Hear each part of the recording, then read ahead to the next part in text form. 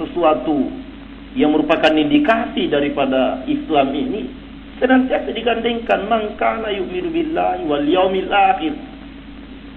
Bahwa kita sebagai orang beriman, hidup kita ini tidak di dunia ini saja. Ada kehidupan akhirat. Dan justru hakikat kehidupan yang sebenarnya adalah di akhirat. Jadi jangan sampai terpukau dan terpesona dengan kehidupan dunia ini. Memanfaatkan kehidupan dunia ini untuk merebut dan merenggut kehidupan yang penuh kebahagiaan di akhirat. Manakala ini tidak merasuk dan tidak meresap, memang mesti akibatnya itu cinta dunia dan takut mati. Dan adalah satu hal yang lucu, kalau orang mukmin takut mati, ya di mana letaknya iman kepada akhirat? Dan di mana letaknya janji jaminan Allah berupa surga? Seolah-olah, bukan lagi seolah-olah sebenarnya, tapi begitulah hakikatnya. Kalau takut mati, berarti memang tidak percaya akhirat. Tidak percaya bahwa di sana jauh lebih indah daripada kehidupan di dunia ini. Tidak di dunia ini saja. Jadi kenapa jadi demikian? Memang ada yang tidak beres ini. Awal proses Islaman kita tidak benar. Sebab Islam yang kita temukan bukan saja Islam yang penuh dengan bidah. Memang bukan Islam yang punya roh. Memang sudah bukan Islam, cuma mirip dengan ajaran Islam yang disampaikan oleh Nabi Muhammad SAW. Ini yang pernah diratapkan dan berkali-kali kita sudah kemukakan bahwa sayangnya Islam ini dianut oleh orang-orang yang sebenarnya bukan orang Islam. Sebab penampilan kita, masalahnya juga karena Islam kita bukan Islam seperti yang diajarkan oleh Rasulullah. Kita tidak menemukan lagi roh daripada Islam ini. Nah, atas dasar kenyataan itu kita harus akui. Quran tetap utuh, Quran tetap murni, Quran tetap asli. Ini saja. Konsepsi Islam tetap sebagaimana yang diajarkan oleh Rasulullah. Wahyu tetap terpelihara. Tapi kita telah dibuat begitu jauh jarak kita dengan Quran ini. Dengan macam-macam hal. Sehingga begitu berjarak antara kita dengan Quran. Apatah lagi untuk sampai menemukan inti hakikat daripada Quran itu. Yang merupakan rahasia kekuatan dan kehebatan Islam. Justru di dalam Quran. Quran tetap ada. Tapi kenapa kekuatan kita tidak peroleh? Satu kenyataan, satu fakta yang kita tidak bisa elakkan bahwa kita belum menemukan roh daripada Quran itu. Yang merupakan sumber kekuatan Islam itu sendiri. Atas dasar pertimbangan itulah semua. Bahwa abad yang gencar dan santer disebut-sebut sebagai abad kebangkitan. Kita harus tanggapi dan nilai bahwa ini adalah ratapan umat manusia kini yang meminta Islam ini harus ditampilkan. Dan setelah kita menjamin keikhlasan kita bahwa kita tidak punya ambisi dan emosi, tidak juga benci dan iri, tapi hanya karena meyakini bahwa memang Islam inilah resep yang paling mujarab untuk memecahkan problem ini.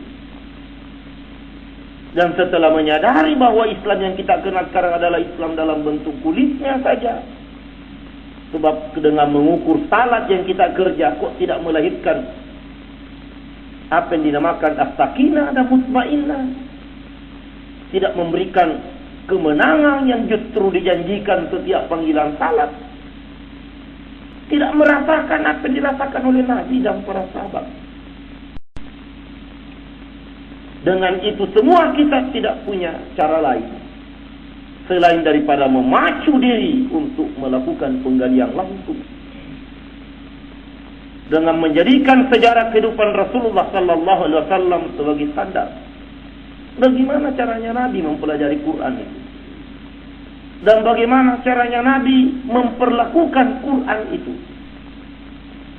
Untuk kemudian supaya kita juga segera seperti itu.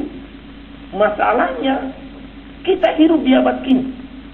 Kita hidup di abad pada saat umat Islam dituntut dan diharapkan untuk memainkan peradaban. Jadi kita tidak bisa mengelak. Sebab kita terlanjur, maaf, katakanlah terlanjur tahu bahwa begini jalan ceritanya. Jadi kalau kita diperhadapkan di pengadilan nanti di depan Allah Subhanahu wa taala, kita mau bilang apa?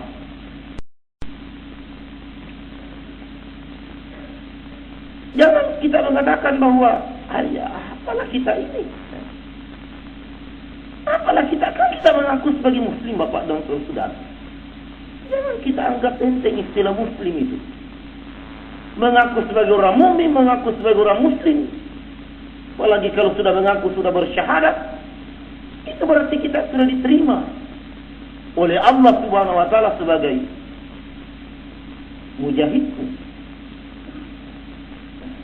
sebagai karyawannya, sebagai khalifahnya. Mengecilkan hati kita sebagai muslim berarti mengecilkan jaminan Allah kepada setiap orang muslim dan orang mukmin. Bukan melihat kapasitas pribadi, tapi melihat predikat kita sebagai seorang muslim. Melihat atribut. Berdasarkan pengakuan kita harus konsekuen. Kita harus mampu menjaga kondisi daripada pengakuan itu. Jangan kita bikin malu Islam, Bapak dan Saudara. Kenapa mau mengaku Islam kalau bikin malu saja? Islam yang kayak begitu itu, yang tidak mampu memecahkan persoalan. Islam yang bikin keruwetan saja, Islam jadi beban saja. Kita harus tanya, apa sekarang keuntungannya Islam saja? Nyong ini masuk Islam, kan mestinya begitu ucapan kita pada kita. Wahai beta, wahai fulan bin fulan, sejak ente ini masuk Islam, katakanlah begitu. Apa untungnya Islam? Dalam pengertian sejauh mana Islam ini bergerak maju ke depan? Sejauh mana Islam ini berhasil melangkah maju? Berdasarkan pengakuan kita, memberikan bias-bias yang meyakinkan. Sejak kita masuk, daya dukung yang telah kita berikan, apa andil kita untuk menunjukkan bahwa Islam itu ya lu walayu la alai.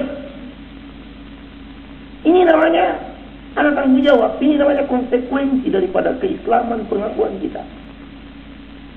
Justru pada saat kita hidup di sekarang ini, Islam memang dituntut betul untuk tampil.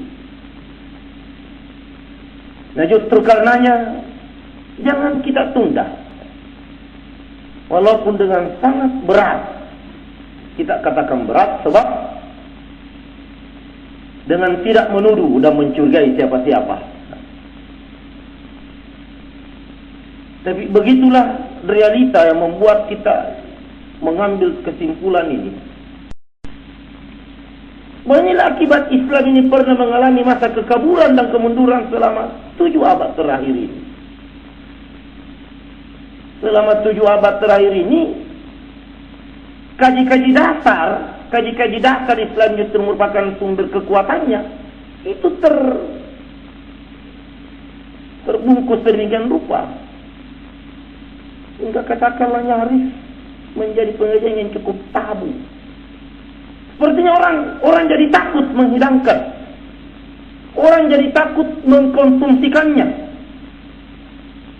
Akibatnya memang kita tak kunjung-kunjung tahu. Pernah barangkali ini menjadi konsumsi kajian, tapi dibuat sedemikian rupa sehingga dia merupakan kajian-kajian yang begitu rahasia. Katakanlah ditarikatkan, harus di tengah malam pakai kelambu, di malam bulan purnama, di gubuk-gubuk di tengah hutan belantara. Sudah berhasil membawa ayam putih sepenuhnya, jarum 40 biji, ya segala macam lah variasinya, sekedar untuk membuat kondisi dan situasi jadi angker, supaya pada waktu materi kajian itu hidangkan, memang orang seperti mendapat.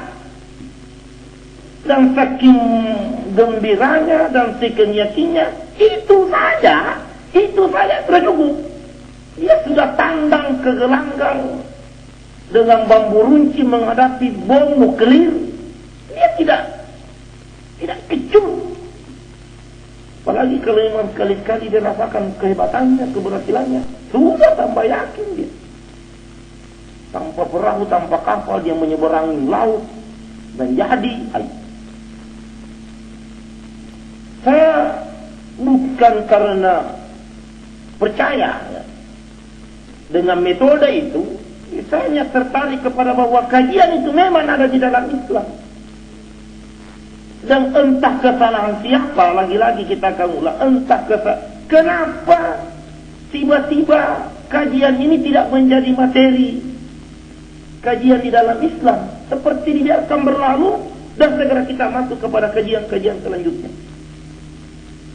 Terus yang kita pelajari sembahyang, terus yang kita pelajari puasa, zakat, haji, dengan seluruh TTBG-nya, pembagian harta warisan, tajwid bertahun-tahun. Sampai untuk baca basmalah saja ada tarekat di Balikpapan atau Kaltim itu. Membaca basmalah saja kalau mau salah 1 tahun. 1 tahun belajar meletakkan ba. Kalau dia membaca Bismillahirrahmanirrahim pada waktu membaca Fatihah, itu 1 tahun dipelajari, ada yang sama, ada yang tidak. Tidak sempat salah ini Bapak dan saudara-saudara. Cara meletakkan ba pada waktu mengatakan Bismillah, itu saja bagaimana mengatur nafas pada waktu bin mau didenguskan. 1 tahun. Kenapa terus ke sana kajian? Kenapa bukan syahadat yang dipelajari secara serius? Kenapa setiap kita mempelajari Islam ini syahadat diliwati? Ada kecenderungan bahwa inilah keberhasilan penjajah. Katakanlah orientalis juga, yang pada waktu itu memang ekuivalen, kelihatannya sepadan rasanya bahwa orientalis dia penjajah, dan umumnya negara-negara dijajah adalah negara-negara yang mayoritas penduduknya orang Islam. Sehingga wajar saja kalau ditarik bahwa kalau umat Islam mau dijajah terus, jangan sampai diberi kesempatan mempelajari dia punya syahadat. Nah, kalau dia sulit dijajah itu orang Islam kalau dia bersyahadat yang baik. Nah, kalau dia bersyahadat benar, dia yang khalifah, dia yang kembali menjajah kita. Begitu bayangan orientalis yang kurang ngikor itu Bapak dan saudara-saudara.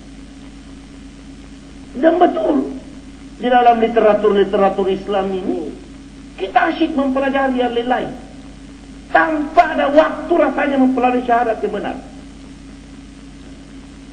Dan secara jujur kita katakan, apa boleh buat ini belak-belakan ini Bapak dan saudara-saudara. Apa betul syahadat kita ini memang sudah dapat dipertanggungjawabkan atau tidak? Yang paling jujur kita saja yang masing-masing memberikan jaminan dan keputusan. Apa betul kita punya syahadat yang kira-kira sudah sah? Apa sudah dapat dipertanggungjawabkan tempat tegaknya salat, puasa, zakat dan ibadah-ibadah yang lain? Sejauh mana jaminannya bahwa syahadat kita ini sudah dapat dipertanggungjawabkan? Dan selama ini tidak jarang-jarang kalau kita tidak memiliki kemampuan dan kekuatan sebagaimana yang dituntut oleh Islam itu sendiri, apatah lagi dalam hubungannya sebagai menyiapkan oleh umat manusia sekarang. Dan alhamdulillah, karena kita tinggal di Indonesia dan memang kita ini